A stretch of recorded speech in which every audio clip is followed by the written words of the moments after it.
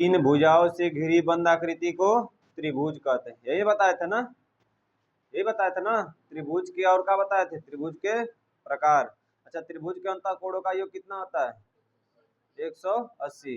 माने त्रिभुज में तीन कोण, तीन शीर्ष और तीन का पाई जाती है, भुजा पाई जाती है। बताए थे कि नहीं बताए थे? तो इसमें बताए थे कि जो तीन कोण होते हैं, तीन कोणों का योग जब करेंगे तो कितने के बराबर आना चाहिए, 180 के बराबर। और बताए थे त्रिभुज के प्रकार, क्या बताए थे, त्रिभुज के प्रकार बताए थे। त्रिभुज के प्रकार में क्या बताए थे बाबू, एक भुजा के आधार पर, दूसरा कोण के आधार पर। एक भुजा के आधार पर, दूसरा कोण के आधार पर। भुजा के आधार पर कितने प्रकार के बताए थे बाबू त्रिभुज, तीन। और कोण के आधार पर भी तीन प्रकार के। भुजा के आधार पर भी तीन प्रकार के और कोण के आधार पर भी तीन प्रकार के बताए थे। कोण के आधार पर कौन कौन सा बताए थे त्रिभुज, न्यून कोण त्रिभुज जिसे हम लोग कहते हैं एक्यूट एंगल ट्रायंगल, ठीक है।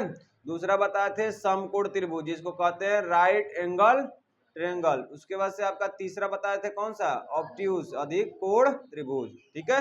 उसके बाद से उसमें बताए थे कौन सा, भुजा में, भुजा वाले में समबाहु त्रिभुज जिसकी सारी भुजाएं बराबर होती है। विषम बाहु द्वि क्या बताए थे, समद्विबाहु त्रिभुज जिसकी दो भुजाएं बराबर होती है। और तीसरा बताए थे कौन सा, विषम बाहु त्रिभुज। आज उसको विस्तृत पढ़ेंगे, ठीक है। उसमें क्या क्या पढ़ना है, सबसे पहले हम एक एक करके सभी भुजा मतलब भुजाओं के आधार पर जो कोण है उनके पढ़ेंगे, फिर उसके बाद से कोणों के आधार पर, ठीक है। सबको अच्छा से आज पढ़ेंगे, ठीक है। पहले कोणों के आधार पर लिखवाए थे, तो चलिए कोई दिक्कत नहीं, कोणों के आधार पर बता देते हैं। लिखिए कोणों के आधार पर त्रिभुज के प्रकार।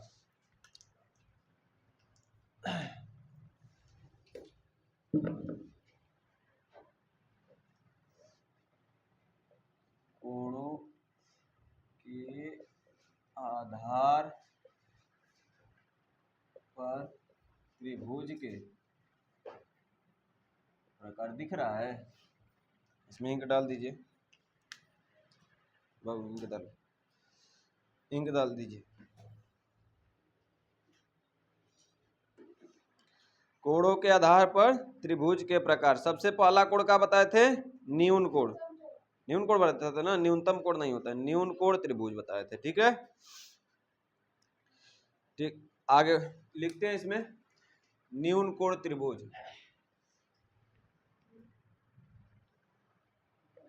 न्यून कोण त्रिभुज अंग्रेजी में क्या कहते हैं इसे, acute angle triangle. Acute angle triangle, न्यून कोण त्रिभुज, ठीक है।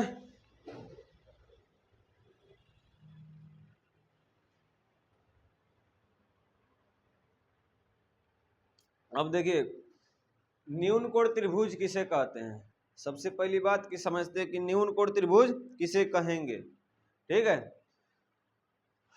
इसमें समझिए न्यून कोण त्रिभुज उसे कहा जाता है जिसके सभी कोण, प्रत्येक कोण जो होता है 90 डिग्री से कम होता है, उसे क्या कहेंगे, न्यून कोण त्रिभुज कहेंगे। चाहे ऐसे भी बोल सकते हैं, जिस त्रिभुज का कोण न्यून होता है, सारे प्रत्येक कोण न्यून होते हैं, उसे क्या कहते हैं, न्यून कोण त्रिभुज कहते हैं। लिख लेंगे, चलिए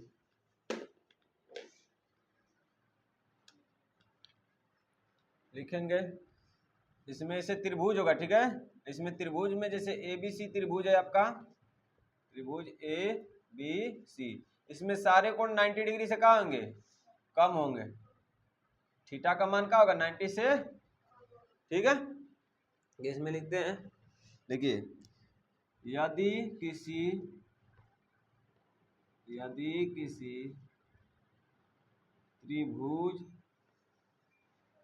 किसी त्रिभुज का प्रत्येक कोण 90 डिग्री से कम होता है, 90 डिग्री से क्या होता है, कम होता है, उसे न्यून कोण त्रिभुज कहते हैं। न्यून कोण त्रिभुज कहते हैं, ठीक है बाबा, समझ गए। जिसमें आपका ना जो भी होगा इसमें कोण जितना है, जैसे मान चलिए कोण का है ए है, कोण ए है, ये भी क्या होगा 90 डिग्री से कम होगा। इसमें कोण बी भी होगा जो वो भी 90 डिग्री से कम होता है। ठीक है,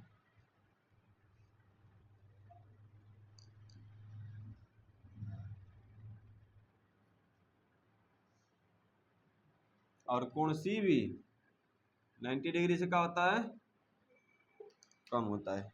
किसी को दिक्कत बताइए।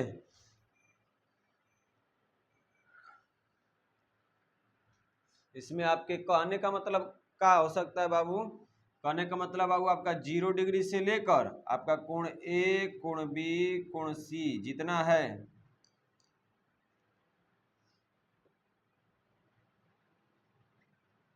वो सब कितने के बराबर किससे कम होगा 90 डिग्री से। ठीक है, समझ गए।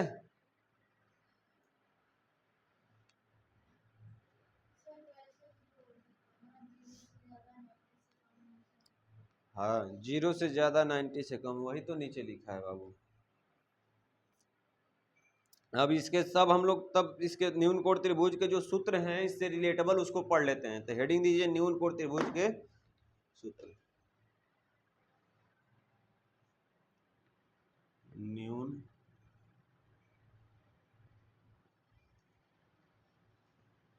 त्रिभुज के सूत्र। क्या क्या सूत्र होते हैं न्यून कोण त्रिभुज के? अगर बाबू इसका परिमाप पूछेगा, न्यून कोण त्रिभुज का परिमाप, न्यून कोण त्रिभुज के परिमाप क्या होता है? त्रिभुज का कोई भी परिमाप क्या होता है उसको जोड़ दो, सारे को क्या कर दो जोड़ दो, उसका उसकी भुजाओं को भुजाओं की लंबाई को जोड़ने से क्या निकल जाता है बाबू? परिमाप निकल जाता है। ठीक है, आगे बढ़ते हैं। न्यून कोण त्रिभुज का क्या पूछेगा? क्षेत्रफल। न्यून कोण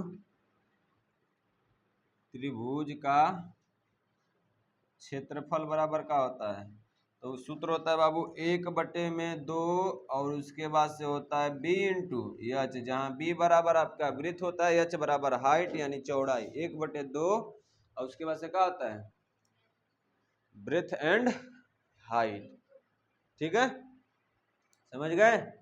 अगली बात समझिए, अगर एक और क्षेत्रफल पूछ दिया तो बाबू क्या बताए थे? एक क्षेत्रफल बताया था ना, त्रिभुज का कोई भी क्षेत्रफल करणी में क्या होता है एस, एस माइनस ए, उसके बाद से एस माइनस बी और एस माइनस, इससे भी इसका निकाला जा सकता है। ठीक है, एक और एरिया होता है बाबू, एरिया निकालने का सूत्र होता है 1/2 ए इंटू बी और इसके बाद से होता है इंटू साइन थीटा। ठीक है, यह भी एक का होता है एरिया निकालने का फार्मूला होता है।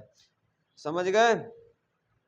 अगला समकोण त्रिभुज, अगला हेडिंग देंगे हम लोग समकोण त्रिभुज, इसको नोट कर लीजिए बढ़िया से।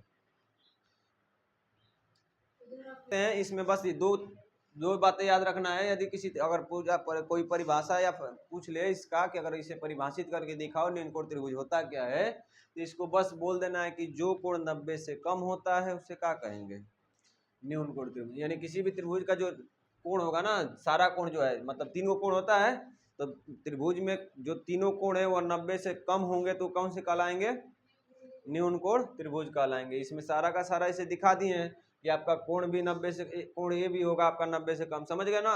अब दूसरी जो पढ़ना है वो क्या है? समकोण त्रिभुज। ठीक है, उसे राइट एंगल ट्रेंगल कहते हैं। अरे इसको तो मिटाना ही नहीं चाहिए, चलो इसी को लिखा गया।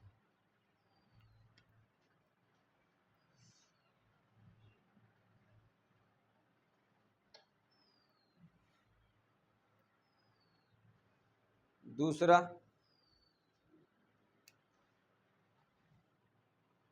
समकोण त्रिभुज, राइट एंगल ट्रायंगल, समकोण त्रिभुज।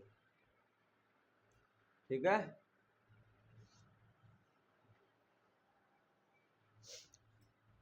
हेडिंग दीजिए सभी लोग। समझ में आ रहा है बाबू आपको? अरे बालक, समझ में आ रहा है ना? देखो, मन लगा के पढ़ो, यही 9-10 जो होता है बाबू आपका बेस होता है। किसी भी कंपटीशन वनडे एग्जाम ले लो, सारी चीज़ का यही बेस है। जिसको ये सब नहीं आएगा उसी वही आजकल लाइब्रेरी में जा जाकर बैठ बैठ के कर रहे हैं सब। ठीक है, हम भी यही पढ़ते थे, यही सब पढ़ना है, ठीक ना? जाओगे तो यही सब का ना थोड़ा सा स्टैंडर्ड कोचिंग हो गया है, जिसका यही सब का पूरा 1000-2000 लेते हैं। ठीक है, आगे बढ़े। राइट एंगल ट्रेंगल, अब इस बात को समझते हैं कि इसे कैसे कहेंगे, क्या होता है बाबू। तो याद रखना, यदि किसी त्रिभुज का आपका यदि किसी त्रिभुज का आपका एक कोण आपका क्या होता है 90 डिग्री होता है, तो उसे हम लोग क्या कहते हैं?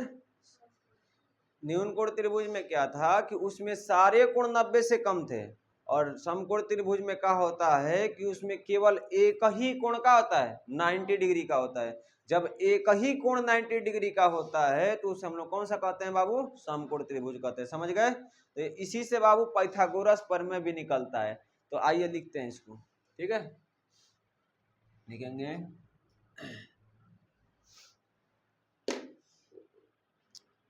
ब्लैक वाला तो नहीं होगा।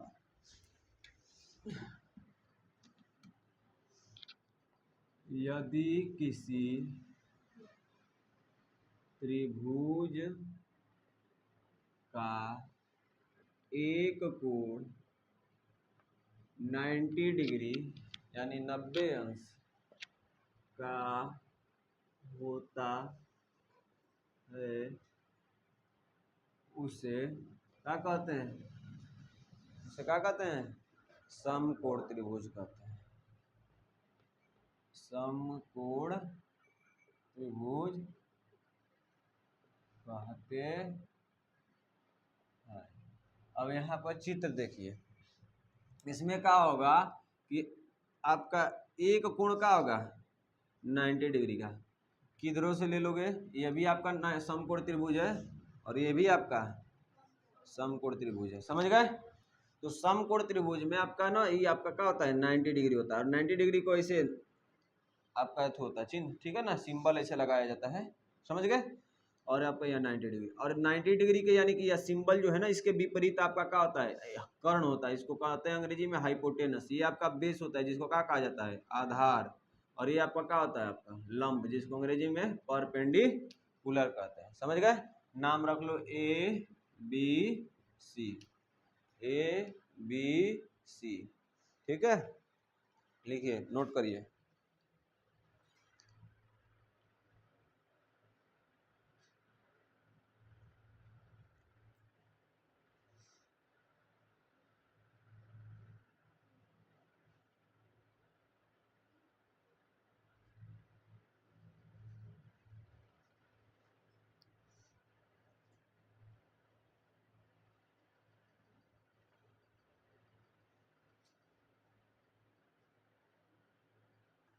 नोट हो गया?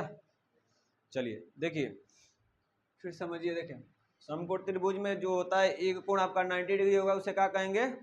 समकोण त्रिभुज। अच्छा, तो एक कोण 90 डिग्री होगा तो दो कोण क्या होगा? तो याद रखना, दो कोण जो होता है आपका न्यून कोण होता है। क्या होता है? न्यून कोण। यानी राइट का मतलब होता है, अगर इससे देखोगे ना तो समकोण त्रिभुज को अंग्रेजी में कहते हैं राइट एंगल ट्रायंगल। तो राइट का मतलब होता है सीधा। क्या होता है? सीधा।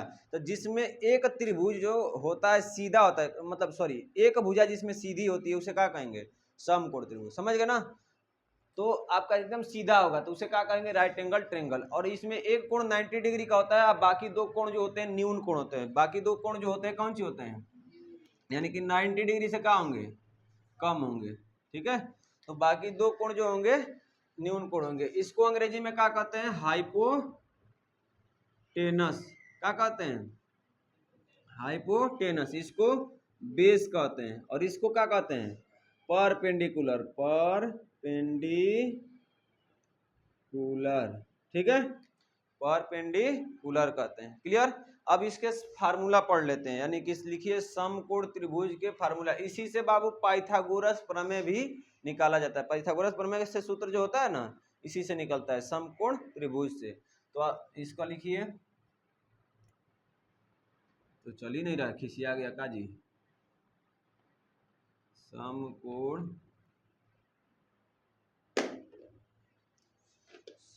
त्रिभुज,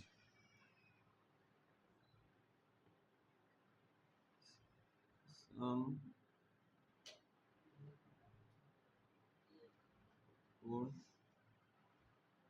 त्रिभुज के सूत्र। ठीक, सबसे पहला इसमें सूत्र क्या होगा कि समकोण त्रिभुज का क्या पूछा जाता है आप लोगों से, या इसमें आता है हाइपोटेनस से रिलेटेबल आपका क्या आता है, फार्मूला आता है। हाइपोटेनस से मतलब पाइथागोरस प्रमेय इसी से आता है। तो इसमें होता है पाइथागोरस प्रमेय का एक सूत्र होता है, कौन सी होता है बाबू, कर्ण की लंबाई का वर्ग बराबर होता है आधार की लंबाई का वर्ग और उसके बाद से लंब की लंबाई का वर्ग। इसमें आपका देखो, आपको बता दिए ना कि जो कर्ण है ये क्या है, कर्ण है, ये आपका बेस है और ये आपका परपेंडिकुलर यानी लंब है। तो इसमें होता है बाबू कर्ण के लंबाई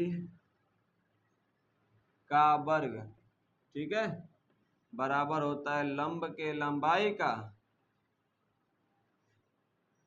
वर्ग और प्लस होता है आधार के लंबाई का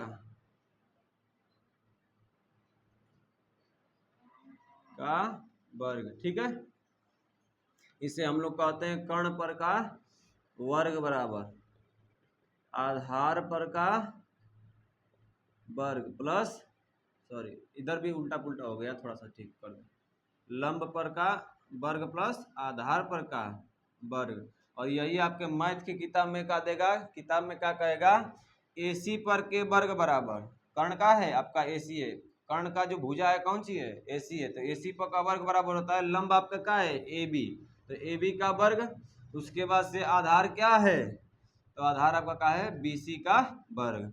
ठीक है, तो ये आपका फार्मूला निकलता है, यही इसी को क्या कहा जाता है, पाइथागोरस प्रमेय कहा जाता है, पाइथागोरस प्रमेय कहा जाता है। ठीक है, नोट कर लीजिए।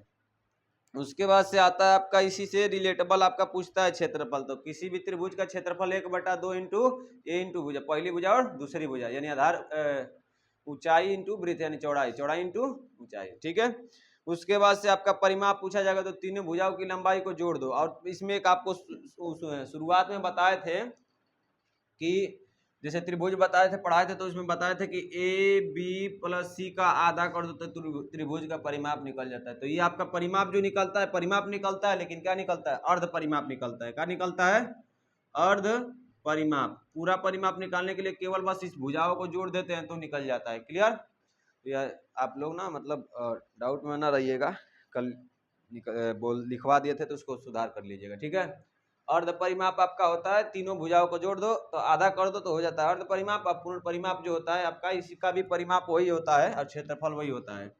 तो परिमाप के लिए पूछेगा तो क्या होगा, परिमाप यानी कि इसको बोलते हैं अंग्रेजी में पैरामीटर बोलते हैं। क्या बोलते हैं, पैरामीटर। तो A + B + C।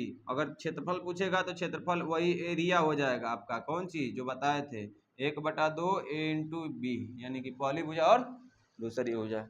ठीक है, समझ गए, बातें समझ में आ रही है, नोट करिए। और क्षेत्रफल उससे भी निकलता है हीरोन के सूत्र से, हीरोन के सूत्र से। ठीक है, और एक इसमें पूछता है बाबू, एक एक्स्ट्रा चीज पूछता है। पूछता क्या है एक्स्ट्रा चीज, तो याद रखना है, ऊंचाई पूछता है। क्या पूछता है, ऊंचाई।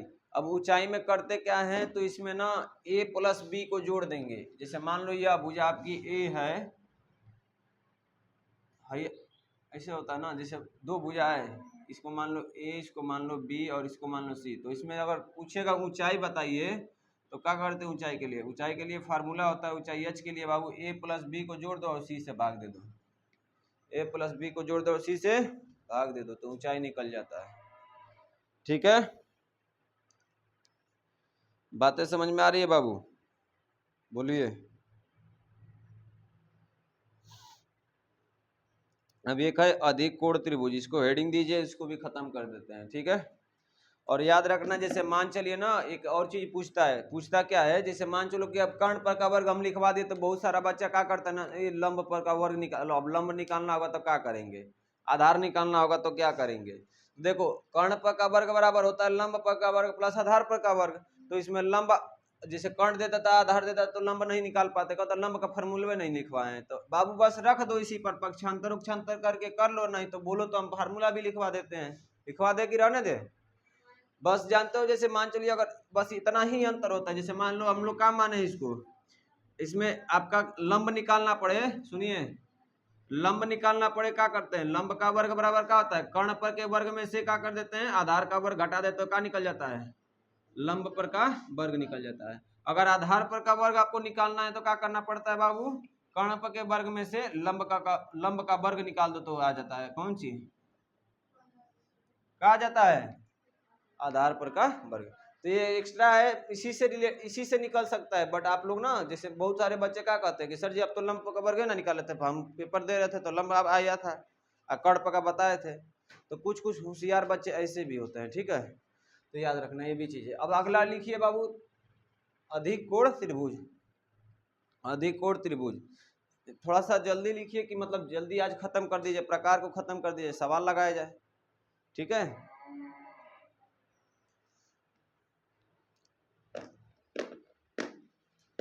सारी बातें समझ में आ गई ना। आ?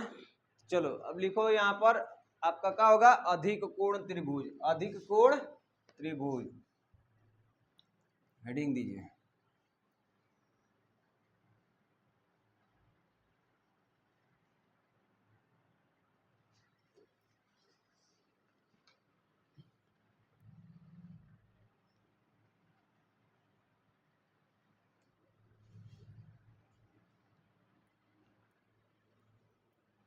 अब समझिए इसमें अधिक कोण त्रिभुज में होता क्या है, इसे अंग्रेजी में ऑब्ट्यूस एंगल कहते हैं। क्या कहते हैं बाबू, ऑब्ट्यूस एंगल कहते हैं, ठीक है। तो लिखेंगे यहाँ पे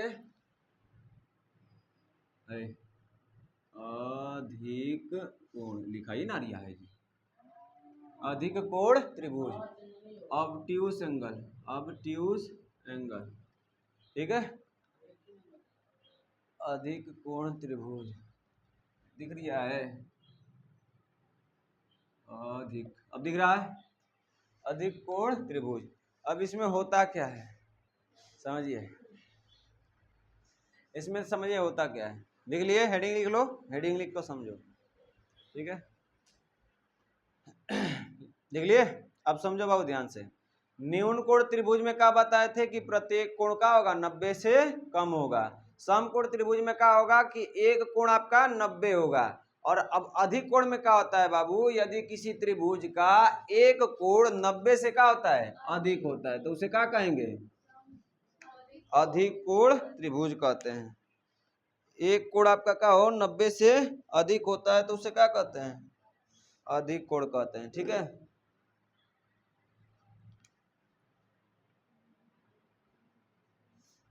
अधिक होता है उसे अधिक कोण त्रिभुज कहते हैं। क्लियर, अधिक कोण त्रिभुज कहते हैं, मार्क कर दीजिए तो, समझ गए। अब इसमें होता क्या है चित्र से समझिए। देखिए जैसे मान लीजिए आपका ये आपका क्या है, ये 90 डिग्री का कोण था, तो 90 डिग्री चांदा देखो ना, चांदा, चांदा कैसे होता है, ऐसे होता है ना, ऐसे लगाएगा और ऐसे होता है ना, ऐसे, ठीक है। तो चांदा में इधर देखोगे तो 90, 80, 70, 60, 50, 40, 30, 20, 10 होता है ना, ये आपका 0 डिग्री। जो सूत जाता है उसे कहते हैं 180, क्या होता है 180।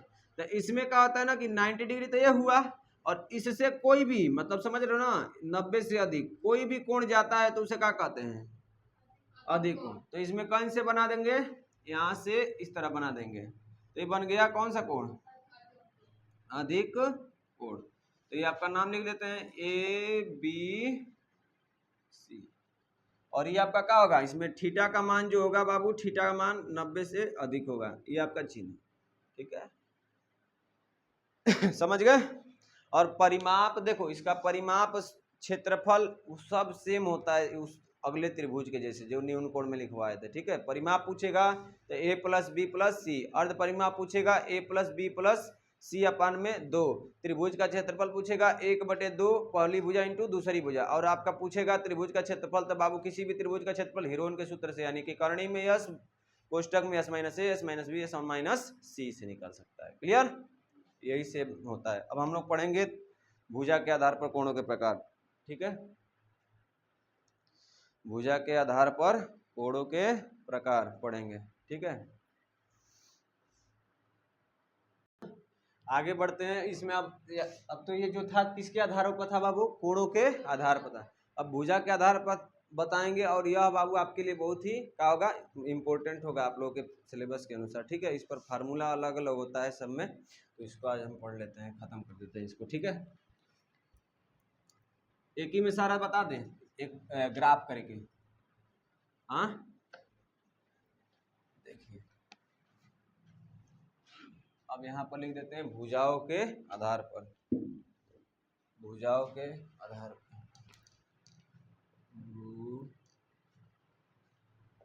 भुजाओं के आधार पर त्रिभुज के प्रकार।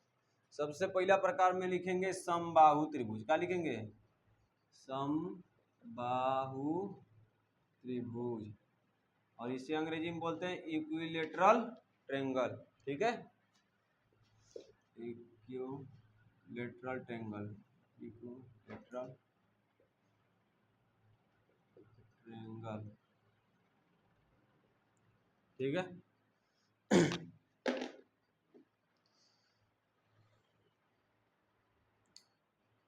आगे बढ़ते हैं। देखिए इसमें होता क्या है, इसमें क्या होगा बाबू कि इसमें जो भुजा होती है, ठीक है, जैसे लिख लिए, हेडिंग लिख लिए,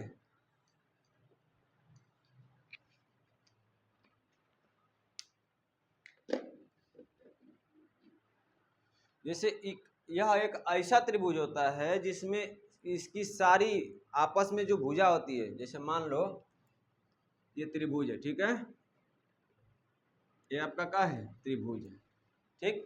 तो इसको अगर परिभाषित किया जाएगा तो बोलेंगे यदि किसी त्रिभुज की, यदि किसी त्रिभुज की सारी भुजाएं, ठीक है, सभी भुजाएं या प्रत्येक भुजा आपस में क्या हो, बराबर हो, तो उसे क्या कहेंगे, समबाहु त्रिभुज कहेंगे। क्लियर, तो इसको ऐसे करते हैं।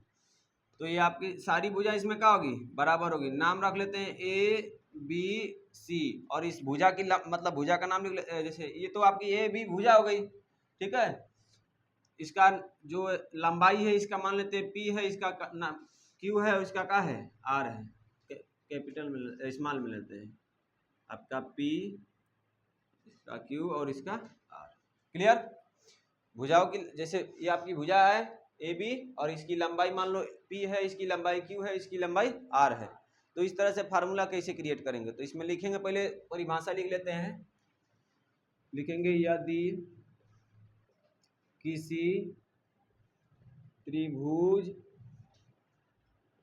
की प्रत्येक भुजा आपस में बराबर होती हैं, बराबर होती हैं, उसे समबाहु त्रिभुज कहते हैं। क्लियर, अब इसके समबाहु त्रिभुज के कुछ सूत्र हैं, उसको लिख लीजिए, ठीक है, नोट करिए, ठीक है।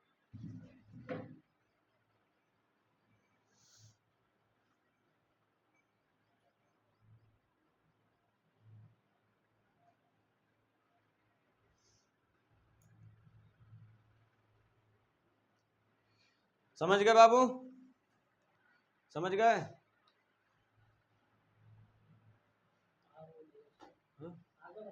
हो गया, चलिए, समझ गए कि नहीं समझ गए हैं।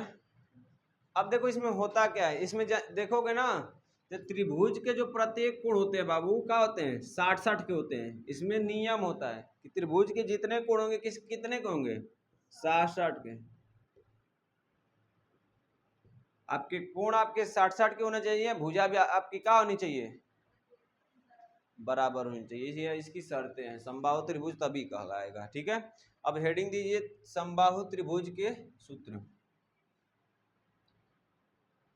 समबाहु त्रिभुज के सूत्र।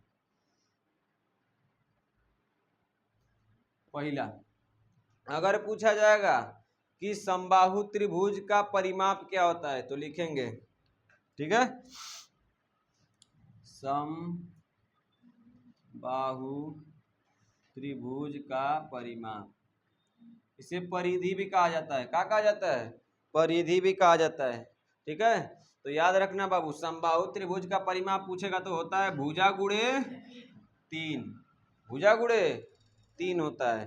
ठीक है, दूसरा चीज पूछा जाएगा समबाहु त्रिभुज का क्षेत्रफल, तो समबाहु त्रिभुज का क्षेत्रफल, तो क्षेत्रफल पूछा जाएगा तो इसका होता है फॉर्मूला भुजा का स्क्वायर, भुजा का, और इंटू होता है करनी में 3/4, करनी में 3/4 होता है। दूसरा हो गया समबाहु त्रिभुज। और तीसरा पूछेगा अगर शीर्ष बिंदु से, जैसे शीर्ष बिंदु से डाला गया लंब, जैसे मान लो यहाँ त्रिभुज है और समबाहु त्रिभुज है और शीर्ष बिंदु यानी कि यहाँ से डाला गया लंब, अगर इसकी पूछ देगा कि डाले गए लंब की लंबाई कैसे ज्ञात करेंगे कि कितनी लंबाई है, तो उसका भी सूत्र होता है बाबू। तो लिखेंगे शीर्ष बिंदु से, शीर्ष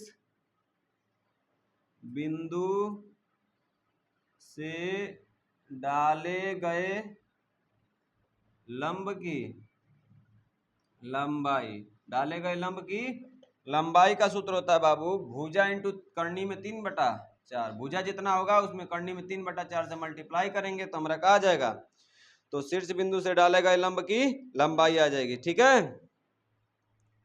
और एक पूछता है बाबू समबाहु त्रिभुज के अर्धवृत्त की त्रिज्या पूछता है, जैसे समबाहु त्रिभुज है और उसकी अर्धवृत्त की त्रिज्या पूछेगा तो उसका भी फार्मूला होता है। ठीक है, तो लिखेंगे समबाहु त्रिभुज के अर्धवृत्त, अर्धवृत्त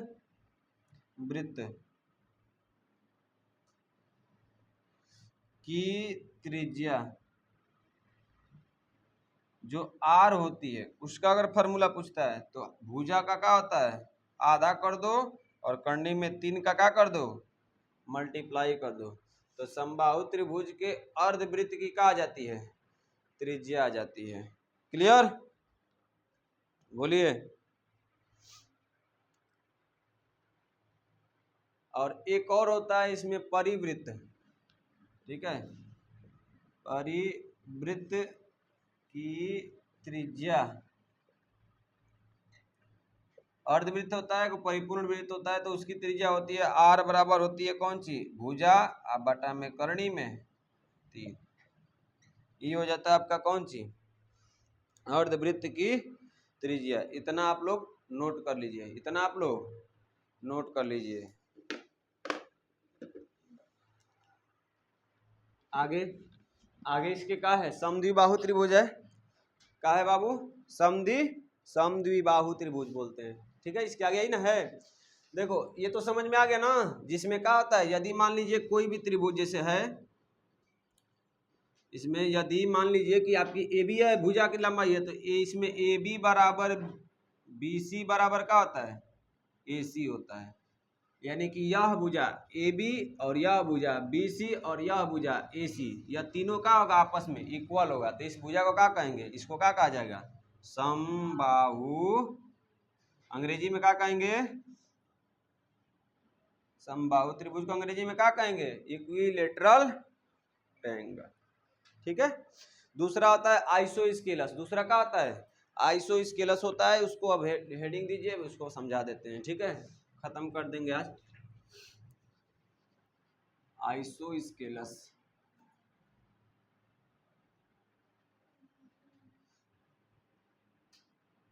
ठीक है,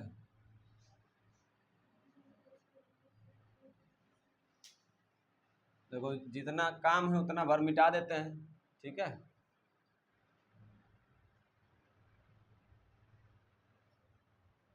चलो इसको बोलते हैं विषम बाहु त्रिभुज, विषम बाहु त्रिभुज, अरे सॉरी समद्वि बाहु ना जी, समद्वि बाहु त्रिभुज, आइसोस्केलस बोलते हैं, स्केलस, आइसोस्केलस ट्रायंगल। अच्छा देखो इसमें यही से बस कुछ करना नहीं है। यदि किसी त्रिभुज की कितनी भुजा, दो भुजा, कितनी भुजा, दो भुजा बराबर होती है तो उसे क्या कह देते हैं, बस यहाँ पर जोड़ दो, समद्वि बाहु कहते हैं, समद्वि बाहु कहते हैं, ठीक है, समद्वि बाहु त्रिभुज कहते हैं। कुछ दिक्कत बोलिए, किसी को किसी प्रकार की परेशानी? यस सर, क्या परेशानी बताओ, बोलिए क्या परेशानी है? नहीं दिया है?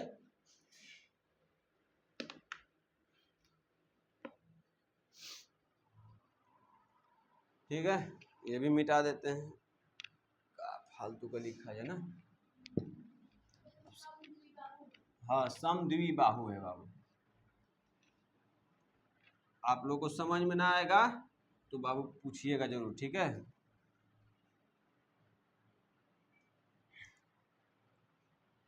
समद्वि बाहु त्रिभुज है। अब इसको समझते बाबू डायग्राम से, ठीक है, डायग्राम से समझिए, बताएं, बोलिए इधर बालक आप लोग का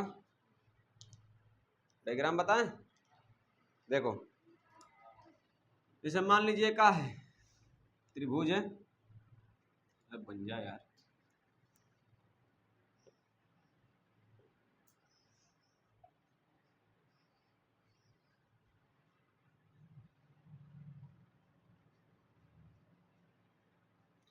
हमारा इंचिनिमा कहाँ है जी, ठीक है। मान लीजिए आपका क्या है, त्रिभुज है, तो इसमें आपकी केवल दो भुजा, कितनी भुजा, केवल दो भुजा, यानी कि यह भुजा और यह भुजा, चाहे यह भुजा और यह भुजा, तो इसमें केवल कोई भी दो भुजा इसमें क्या होगी, इक्वल होगी, इसमें तो कोई भी दो भुजा क्या होगी, इक्वल होगी। मान लीजिए ए बी है और सी है, और भुजा की लंबाई मान लो पी क्यू और आर, ठीक है। तो इसमें केवल दो भुजा बराबर होती है, यानी कह सकते हैं यदि आपका ए बी बराबर बी सी है और ए सी नॉट इज इक्वल टू क्या है, बी सी के, तो इस तरह के त्रिभुज को क्या कहेंगे, समद्वि बाहु त्रिभुज, ठीक है, समझ गया। अब यहाँ पर लिखिए समद्वि बाहु त्रिभुज के सूत्र, समद्वि बाहु त्रिभुज के सूत्र। पहला सूत्र, समद्वि बाहु त्रिभुज का परिमाप क्या होगा, लिखेंगे समद्वि बाहु त्रिभुज का परिमाप। एक और पूछते हैं, समद्वि बाहु त्रिभुज का क्षेत्रफल, जो फर्स्ट हो गया, सेकंड क्षेत्रफल, थर्ड क्षेत्रफल, क्षेत्रफल कई तरीके से निकालते हैं ना, एक तो हो गया 1/2 और उसके बाद से दो भुजा यानी कि बी इंटू एच हो जाएगा, और दूसरा क्या हो जाएगा, एक बताए थे त्रिभुज का क्षेत्रफल वाला हीरोन के सूत्र से बताए थे ना। तो इसमें लिखेंगे सबसे पहले समद्वि बाहु त्रिभुज का अगर परिमाप पूछ दिया जाए तो क्या होगा, बोलिए, P बराबर होता है आपका, पैरामीटर बोलते हैं इसको ना, P से डिनोट करते हैं, P बराबर होता है बाबू, बस केवल दो भुजा को जोड़ दो, यानी कि 2a into b, 2a into b, 2a plus b, समझ गए। यहाँ पर तो माने नहीं, जैसे मान लो दो भुजा है ना, तो दो, एक ए है मान लो, इसका चाहे पी क्यू माने तो इसमें मान लेंगे पी क्यू, समझ रहे हो ना। पहली भुजा दूसरी भुजा को जोड़ देंगे, मतलब पहली भुजा में 2 से मल्टीप्लाई और बी उसमें जोड़ देंगे, ठीक है, समझ रहे हो ना। सब पे एक एक सवाल, जैसे हर कोण पर जो लिखा है ना, तो उसमें से उस पर सब पर सवाल कराएंगे आप लोगों से, सब पे, ठीक है, समझ गए ना। बस बाबू देखो एक चीज बस समझना, सवाल का पैटर्न वही होता है। बस जैसे ना कहा जाता है, हम लोग गांव देहात में क्या कहते हैं कि सियरा हुए ह रउआ बदल ले बा, तो बस वह उसी पर लगता है, बट क्या होता है चेंज हो जाता है, अंक चेंज हो जाता है, कहा जाता है अंक चेंज हो जाता है। ठीक है, तरीका बोलने का अलग हो जाता है। जैसे किसी को कहना है, किसी को मतलब अभिवादन करना होता है तो कोई नमस्ते बोलता है, कोई नमस्कार बोलता है, कोई राम राम बोलता है, समझ रहे हो ना। तो कहने का तरीका बस अलग, सेंस वही होता है। समझ गए कि नहीं समझ गए? तो इसमें वही होता है। त्रिभुज का क्षेत्रफल एक बताए थे बाबू, एरिया बराबर का बताए थे 1/2 इंटू क्या होता है बी इंटू एच। दूसरा बताए थे आप लोगों को कौन सी, एरिया निकालने का। जैसे क्या करो ना, एरिया जो है ये पहली भुजा का पहली भुजा में 4 से भाग कर दो, उसके बाद से क्या कर दो करणी में, करणी में क्या कर देंगे 4b², उसके बाद से क्या हो जाएगा a² माइनस कर देंगे। एक यह फार्मूला हो गया। थर्ड क्षेत्रफल का हो गया, इसमें क्या कर देंगे एरिया निकालने के लिए कि निकाल के इसको ना हम लोग कल देखेंगे कि ये तीनों फार्मूला काम करता है कि नहीं। एक होता है बाबू 1/2, 1/2, उसके बाद से साइड का स्क्वायर, साइड का स्क्वायर, और उसके बाद से साइन थीटा, यह एक फार्मूला होता है। ठीक है, समझ गए कि नहीं समझ गए, बोलिए। एक और होता है तो आधार गुणे ऊंचाई, यहाँ तो अंग्रेजी में लिख दिए बेस इंटू हाइट। ठीक है, तो ये आपका समबाहु त्रिभुज के लिए सूत्र हो गया। ठीक है, और उसके बाद से अगला कौन सा पढ़ना है, विषम बाहु त्रिभुज, विषम बाहु त्रिभुज पढ़ना है। तो इसको लिख लीजिए, उसके बाद से पढ़ाते हैं। ठीक है, लिख लीजिए, नोट करिए। उसके बाद से क्या पढ़ना है, विषम बाहु त्रिभुज पढ़ना है। क्या पढ़ना है, विषम बाहु त्रिभुज पढ़ना है। विषम बाहु त्रिभुज को अंग्रेजी में स्क्लेन ट्रायंगल कहते हैं। अच्छा, ये बात सारी समझ में आ रही है? समद्विबाहु त्रिभुज में परिमाप 2a + b लिख रहे हैं तो दिक्कत नहीं ना है। इसमें जानते हो क्या होता है, जैसे मान लीजिए अगर कोई 2a + b लिखवा दिए वहां पे, तो एक चीज बस ध्यान रखना, कौन चीज, तो जैसे मान लो PQR हटा के बस नीचे नोट कर देते हैं। जैसे मान लीजिए इसमें ए बी में कहा नहीं है बाबू, सी नहीं है, सी मान लेते हैं। ठीक है, उस तरह से दिख जाएगा कि कौन सा भुजा जोड़ देते हैं। अच्छा, इस तरह छोड़ो, ए बी छोड़ो। जैसे मान लो त्रिभुज में 2 भुजा बराबर होती है ना, तो इसको ए भी मान लेते, ये भी बराबर होगा और ये भी बराबर होगा, तो दोनों का हो गया ए हो गया ना। तो मान चलो हम लोग पढ़ते थे कि ए बी प्लस पैरामीटर निकालते थे, याद है, पैरामीटर किसी त्रिभुज का परिमाप निकालते थे तो जोड़ते थे a b plus b c plus c a. अच्छा, हम लोग इसे PQR लिखे तो इसे जोड़ते थे P plus Q plus R। तो ये बाबू जब 2 भुजा बराबर है तो PQ को लिख नहीं सकते हैं, या तो यही P होगा ना तो PP हो जाएगा, तो 2P हो जाएगा। अच्छा, ऐसे ABC है तो ये आपका देखो ए बी भुजा बराबर ए बी भुजा बराबर, तो दोनों को ए लिख सकते हैं, तो ये हो जाएगा 2a, और सी है तो आपका बी है, बी आपका मान लीजिए आपका ए है। समझ गए? तो परिमाप निकालने के लिए क्या करेंगे, ये दोनों भुजाओं को या तो ए वही चीज हुआ, वही बतिया हुआ, बट थोड़ा सा ना अलग हो गया, थोड़ा सा क्या हो गया, अलग हो गया। यानी ए में 2 का मल्टीप्लाई कर दो और बी जोड़ दो तो परिमाप निकल जाएगा। ठीक है, सेम पैटर्न वही उसमें भी है, देखो। तो ये आपका ये बात समझ में आ गया, तो इसको वहां पर ऐसे नोट कर लो, क्योंकि वह फार्मूला के हिसाब से ऐसे ठीक है। ठीक है, अगली बात क्या है आप लोगों की, तो स्क्लेन ट्रायंगल पढ़ाना, यानी कि विषम बाहु त्रिभुज। विषम बाहु त्रिभुज को हम लोग नोट करते हैं। देखो बाबू, डाउट होगा, किसी को भी डाउट होगा, समझ रहे हो ना, तो आराम से आप YouTube पे, जैसे अगर YouTube पर भी अगर आप लोगों को दिक्कत होगा तो हमको कमेंट करना, जरूर बताएंगे। हाँ, क्या बाबू, नीचे वाली भुजा, ये वाली, हाँ बाबू होता है, यहाँ से यहाँ पर लंब डाला जाता है, तो ये आपका ये भुजा और ये भुजा की जो होती है ना लंबरदक जो होती है, ये दोनों इक्वल होती है। दोनों भुजा यहाँ से यहाँ तक की लंबाई जो होती है बी बोला जाता है, समझ गए? यहाँ से यहाँ तक की लंबाई को क्या बोला जाएगा, बी बोला जाता है। क्लियर, समझ गए कि नहीं समझ गए? होता है, ठीक ना।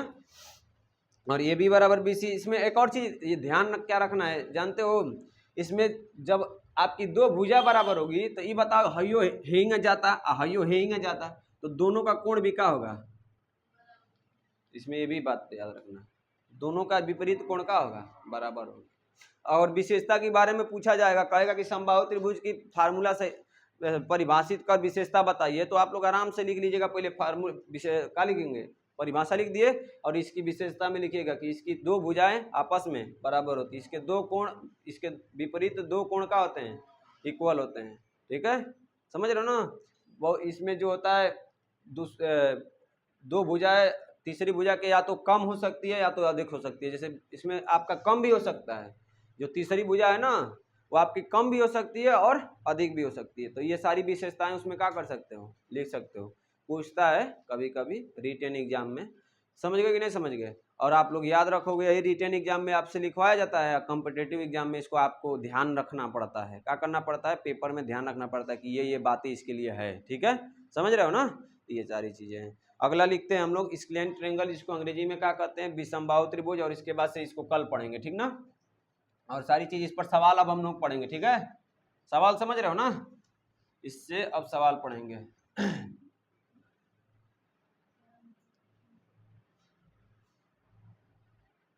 देखो बस यहाँ पर कुछ नहीं करना है, यहाँ दो है, यहाँ तीन लिख देना है कि तीनों भुजाएं क्या होती है, बराबर नहीं होती है। विषमबाहु त्रिभुज कहेंगे।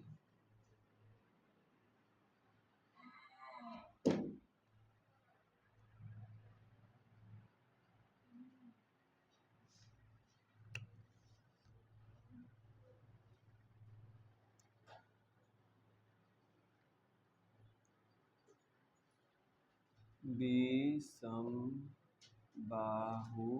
त्रिभुज स्क्लेन ट्रेंगल, ठीक है? समझ गए कि नहीं समझ गए?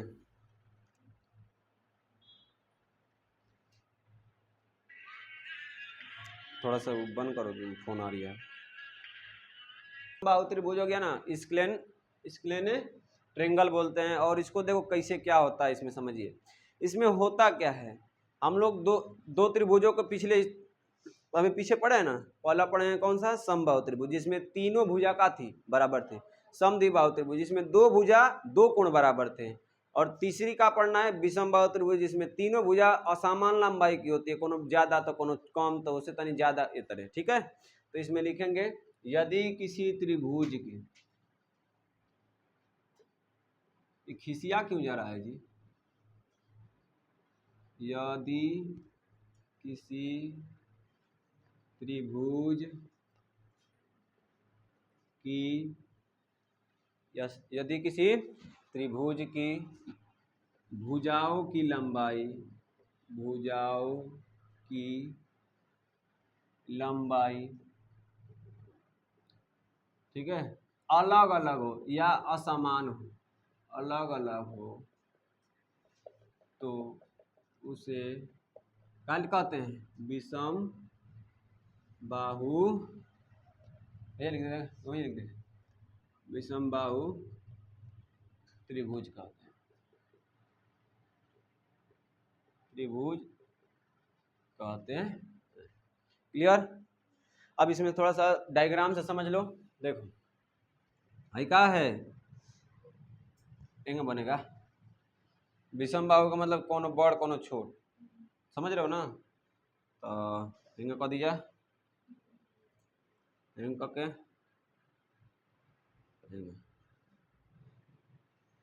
बड़ छोट बा ना, समझ गए? हाई ज्यादा है बड़, हाई तनियों से कम है, हाई तब से छोटा है ना? तो इसमें भुजा मान लो ई आपका ए है, बी है, सी है, तो बड़ा छोटा होगा। जिसमें असमान भुजा, हाई ऐसा है सबसे छोटा है, हाई उससे तनी बड़ है, हाई सबसे बड़ है, समझ गए? तो जिस भी त्रिभुज की तीनों भुजा अलग अलग लंबाई की होती है उसे क्या कहते हैं, विषम बाहु त्रिभुज कहते हैं। किसी को दिक्कत बोलिए नहीं ना? और इसकी माप भी क्या होती है, अलग अलग होती है, समझिए। इसके अगर फार्मूला की बात की जाए, विषम बाहु त्रिभुज का त्रिभुज का सूत्र, अगर इसका बात की जाए तो बाबू देखो, विषमबाहु त्रिभुज का सूत्र में अगर पूछेगा परिमाप, तो a + b + c, यानी कि मान लो इसकी लंबाई दिया रहेगा, ए बी में क्या है, सुनो, ए बी में कौन सी नहीं है, c नहीं है, तो c डाल दो। बी सी में कौन सी नहीं है, a नहीं है, इसका में क्या नहीं है, b। तो ये आपकी मान लो भुजाओं की लंबाई है, भुजाओं की क्या है, लंबाई। तो जिस तरह से पिछले हिस्से में पढ़े थे ना कि अगर त्रिभुज का परिमाप का होगा तो तब परिमाप का होता है पैरामीटर, पैरामीटर इसका पूछा जाएगा तो a plus b plus c, a plus b plus c. अगर अर्ध परिमाप पूछा जाएगा आधा, परिमाप का क्या कर देंगे आधा, परिमाप का क्या कर देंगे आधा, तो यानी परिमाप आपका a प्लस बी प्लस सी है तो इसका आधा कर दो। क्षेत्रफल की बात की जाए एरिया की तो 1/2 बेस इंटू एच। दूसरा क्षेत्रफल की बात करें तो दूसरा क्षेत्रफल कैसे निकल सकता है, पहला क्षेत्रफल कैसे निकल के दूसरा क्षेत्रफल कैसे निकलेगा, वही आपको फार्म हेरोन सूत्र समझ गए ना, बस सेम वही होता है इसमें, और कुछ ज़्यादा एक्स्ट्रा ना है, ठीक, वही होता है। तो ये सारी बातें समझ में आ गई।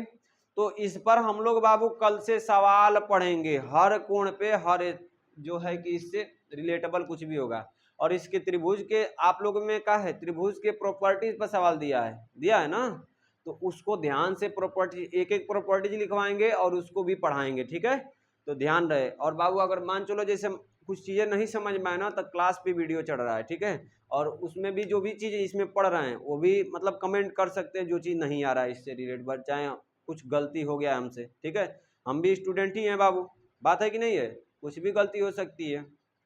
तो आप लोगों में भी मतलब अगर कोई दिक्कत होगा पढ़ने लिखने में, जैसे मान चलिए ये सारा सिलेबस हम लोग ना, जैसे यूपी बोर्ड में जो भी चीज़ें, जैसे यूपी बोर्ड का जितना सिलेबस है 6, 7, 8, 9, 10, ये सारे सभी के लिए क्या है अवेलेबल है, मतलब सब में है ये सारी चीज़ें, और मैं पूरा एकदम डिफाइन करते हुए फार्मूला बताते हुए सवाल कराएंगे, क्लियर, ठीक है ना। तो आप लोग आज के लिए इतना ही, कल से हम इस पर सवाल लगाएंगे, ठीक है।